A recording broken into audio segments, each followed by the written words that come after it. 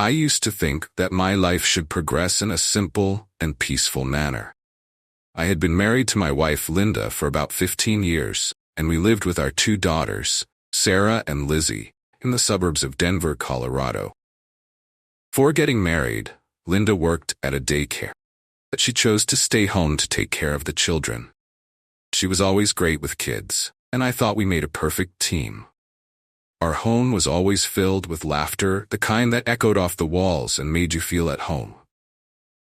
We spent our weekends having barbecues, going to our daughter's soccer games, and simply enjoying each other's company. But a few months ago, things started to change. My wife, Linda's behavior began to change. She started spending more time on her phone, laughing at messages she wouldn't show me. When I came home from work wanting to relax and chat with my wife, I found that Linda was lost in her own world. She started wearing makeup and perfume, even just for a few errands. It had been years since I had seen her care so much about her appearance. She began receiving mysterious calls late at night, which she would immediately hang up when I walked into the room. One Saturday, Linda said she was going to a spa day with friends. While she was out, I wandered around the house filled with 1,000 thoughts. For the first time in my life, I decided to check Linda's phone. Before we dive into my story, if you don't want your life to be turned upside down like mine, subscribe to my channel to learn real lessons from the real stories we share every day, just like mine. Also, share your thoughts about the shocking truths I've experienced in the comments. And please show your support by liking my video. Now that you've subscribed, let's dive into my story. There were flirty messages with someone named Chris, messages filled with jokes and innuendos. Reading texts like, "Can't wait to see you tonight," and "Last night was amazing," made my heart sink. The woman I loved, the mother of my children, was having an affair with someone else. I started watching her movements. I checked her phone at every opportunity, looking for more clues. It became clear that Linda had been seeing Chris for months, maybe longer. One Friday evening, Linda said she was going to visit a friend. After she left, I decided to follow her. I got into my car a few minutes after she left and began trailing her. Linda parked in front of a small, dimly lit house. I parked a few blocks away and approached the house from the shadows. Dim light seeped from the windows, and I could see two silhouettes moving inside. It was clear they were together, but I needed solid proof. I circled the house, trying to find a better angle. I could see inside through a window. Linda was laughing, and Chris was standing close to her. I took out my phone and started recording. I moved to another window and looked into the bedroom. They were having sex right before my eyes. I recorded everything, my hands shaking with anger and heartburn. After a while, I stopped recording and quietly returned to my car. There was no turning back now. I had the evidence I needed, and it was time to confront Linda. When I got home, I felt numb. As I tucked Sarah and Lizzie into bed, listening to their innocent chatter, I tried to hide the storm inside me. Linda came home late, as expected. She tried to slip into bed quietly, but I was waiting for her. I turned on the light, and Linda's eyes widened in shock and guilt. "Jake, why are you still up?" she asked.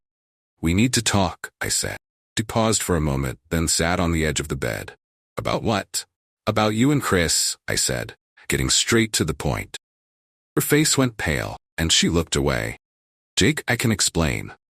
"You don't need to," I said, pulling out my phone and playing the video. Linda's eyes widened in horror as she watched herself with Chris.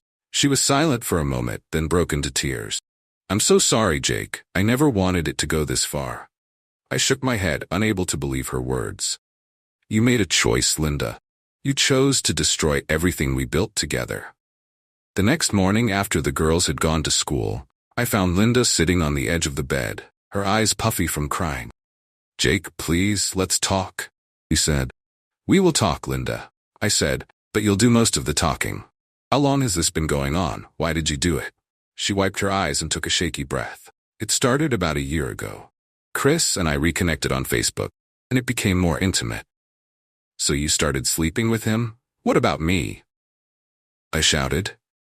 I worked hard to provide a good life for you and our girls. Was that not enough for you? I know, Jake, she said, but you were never here. I felt like I was living with a ghost. I looked at her.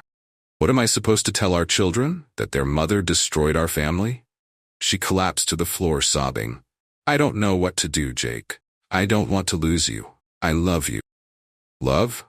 I laughed bitterly. Is this what you call love, Linda? What you did was selfish. She looked at me with desperation in her eyes. Please, Jake, give me another chance. Let's go to counseling. I'll do whatever it takes to fix this. Conflicting emotions surged within me. Could we really fix this? Could I ever trust her again? I couldn't look at her any longer and turned away. I need time to think. I packed a bag and left the house. I went to my best friend Tom's place. We had been friends since college, and he was the only one who could help me through this tough time. When he saw my face, he knew something was very wrong. I told him everything, the messages, the videos, the confrontation. He listened quietly. We sat in his living room and I shared my plan. We made a plan together. First, I sent anonymous emails to Linda's closest friends, including the most incriminating messages from Chris. Then I created a fake social media account and uploaded the videos. I sent the link to Chris's boss, knowing it would ruin his reputation and probably cost him his job. 2 days later, Linda found me, her eyes red and swollen from crying. Jake, what did you do? She asked. I made sure everyone knew the truth, I said. You wanted to destroy our family. Now you deal with the consequences. Linda's reputation was in ruins, and Chris was jobless. Now it was time to think about the future, to heal, and to rebuild my life. Linda and Chris had paid for what they did, but now I had to focus on my own healing and my daughter's happiness. This process was painful, but for the sake of my daughters, I had to decide on a divorce. I made an appointment with Mara, a divorce attorney. With the evidence you have a strong case for divorce on the grounds of adultery. Mara said, we'll fight for joint custody of your daughters and ensure a fair division of assets. The process had begun, and there was no turning back. That evening, after the girls were asleep, I found Linda in the living room. Jake, she said, can we talk? Yes, we need to talk, Linda, I said, but not in the way you hope. I met with a lawyer today. I'm filing for divorce. Jake, please don't do this. I know I hurt you, but we can fix this for the sake of the kids. I'm moving out tomorrow, I said. I'll find a place nearby so I can be close to the girls. We'll talk about the best custody arrangement for them. Linda nodded. I understand, she whispered. I'll do whatever it takes. The next day I packed my things and left the house. I needed to create a safe and comfortable environment for my daughters. We arranged a custody schedule that allowed me to spend significant time with Sarah and Lizzie and ensured a fair division of assets. The first night I spent with the girls was bittersweet. They were confused and upset by the changes, and I tried to reassure them that I loved them and that everything would be okay. We played games and watched movies that evening, starting our new life together.